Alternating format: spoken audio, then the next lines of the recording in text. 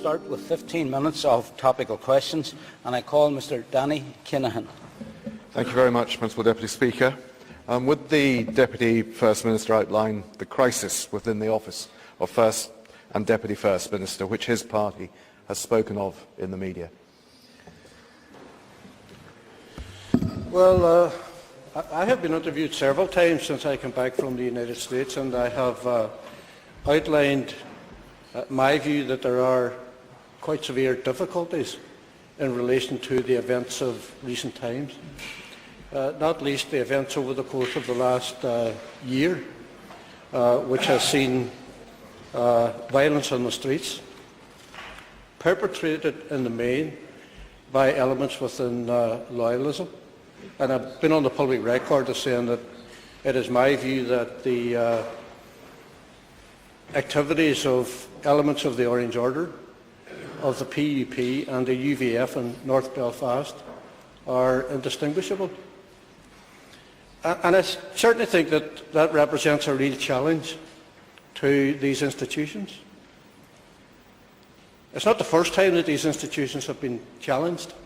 We saw the killings of 2 soldiers at Antrim, the killing of Constable Stephen Carroll and Ronan Kerr, and prison officer David Black. And I made some of the most forthright statements ever made by any Republican leader in condemnation of those activities, effectively stood up against those who would try to plunge us back to the past.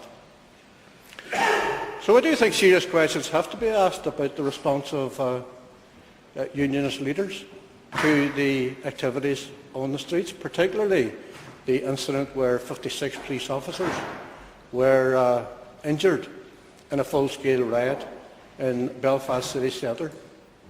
I find that very, very disturbing. I find it particularly disturbing in the context of what appears to be a common view within many within Unionism, that particularly in East Belfast, the UVF are up to their necks in criminality and violence. And I am particularly disturbed by the shooting just a few days ago of 24-year-old Gemma McGrath. And I think all of you know what I'm talking about. And all of you know the allegations that are flying around the place, right, left and centre. And I ask the question, if Republicans were involved in that sort of activity, we wouldn't have the same silence that we have from some of the benches in this Assembly. Remind the Minister of the 2-minute rule. The other aspect of it is the aspect of the decision to pull the plug on the Peace Building Conflict Resolution Centre, which I think is directly related to some of the activities that are happening on the street, and that deeply saddens me. I call Mr. Danny Kinahan. Thank you very much, Principal Deputy Speaker. May I thank the Deputy First Minister for his answer. He seems to cast all the blame on one side, but many would see this as simply competitive posturing between Sinn Féin and the DUP, and it really does Northern Ireland no favours whatsoever, or this Assembly. Well, I am not one who is inclined to posture. In fact, I think I have made my own particular contribution towards the stability of these institutions through some of the most testing and difficult times that these institutions have seen. So, in reality, for me, it's about the commitment of all of us to stand by the agreements that we've made. It's about the commitment of all of us to face down violent extremists, whether they be so-called dissident Republicans or extreme Loyalists. That's the test. That's the test for this Assembly, and that's the test for this Executive. And I think that thus far, serious questions have to be asked about the commitment to stand by the PSNI, particularly in the context of some of the comments that were made today by the PSNI Chief Constable about his dismay at the failure of politics to support the police. Sir Alec Maskey. Could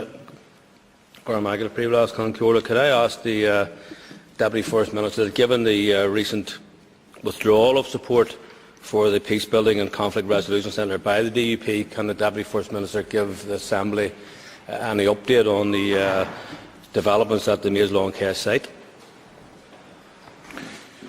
Well, I think, as everybody knows, the Peace Building and Conflict Resolution Centre is a programme for government commitment, and we have received a letter of offer of 18 million from the European Union to complete the project.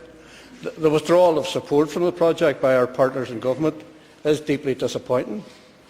The combined efforts of the Ulster Unionist Party, supported by extreme Loyalists, in mounting a campaign against the Peace Building and Conflict Resolution Centre were deplorable. The inability to honour a programme for government commitment has created very significant difficulties for me as Deputy First Minister. The Peace Building and Conflict Resolution Centre always wanted to be a shrine to peace and a symbol of a new future where space is opened up for dialogue and true reconciliation between our people. It was the jewel in the crown of the Long Kesh site and would undoubtedly be a tourist mecca. And the EU had earmarked the site as their centre of excellence for conflict resolution and peace building activities. And it saddens me that agreements that have been made have not been honoured, and the extremes of unionism have shifted the direction of the DUP. In this context, it is essential that we find remedies to the problem that we face. We have to find a way to honour the agreements that have been made. And I'm also conscious that the Peace Building Conflict Resolution Centre is also part of a wider agreement. Royal Ulster Agricultural Society moved on to that site last year. Very successful show. And I intend to honour the courageous lead given by the RUS in recognising the incredible potential of the site. In September of last year, we set up the MLK Development Corporation to oversee investment on the site. So the decision to withdraw support to build the Peace Building Conflict Resolution Centre, as agreed, has now jeopardised the future of the site as a whole. And I am also very content that the RUS continues next year on the basis that it took place this year. However, the anticipated development of the site can only proceed on the basis of the honouring of the commitments that have been made. The role of the Development Corporation and the board has been undermined and called into question, and no further development will take place until this is satisfactorily resolved. Again, to thank the Deputy First Minister for his very frank response. Could I ask the Deputy First Minister, could he clarify what he would mean by the issue being satisfactorily resolved? Well, as I said in my initial answer, there is a very clear commitment in the programme for government to build the Peace Building and Conflict Resolution Centre. And Daniel Liebskin, a world-renowned architect, has been over here on countless occasions, working with those people who had the responsibility to put the design in place. Daniel Liebskin is someone who has experience of difficulties around some of his buildings, particularly the construction of the new Jewish Memorial Museum in Berlin.